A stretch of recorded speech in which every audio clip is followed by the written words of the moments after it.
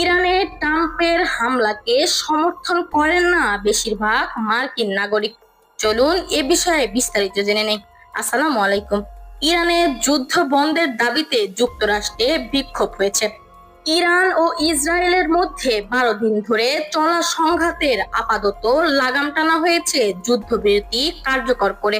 ট্রাম্পের নির্দেশে ইরানে হঠাৎ যুক্তরাষ্ট্রের হামলা চালানোর ঘটনা সমর্থন করছেন না বেশিরভাগ মার্কিন নাগরিক। সিএনএন সম্প্রতি এক জরিপে এই মনোভাব উঠে এসেছে। কাতারে মার্কিন ঘাঁটিতে ইরানের পাল্টা হামলার আগে জরিপটি করা হয়েছিল। জরিপে প্রশ্ন ছিল, ইরানের বিরুদ্ধে যুক্তরাষ্ট্রের সামরিক পদক্ষেপ সমর্থন করেন কি না।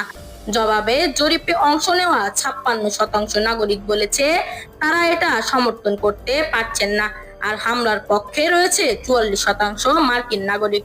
এমনকি ট্রাম্পের নিজ দলের অনেক লোক এই যুদ্ধের পক্ষে নয়। এই ধরনের নিত্য নতুন তথ্য পেতে আমাদের চ্যানেলটি সাবস্ক্রাইব করে পাশে থাকা বেল আইকনটি অন করে যাবেন। ধন্যবাদ সবাইকে।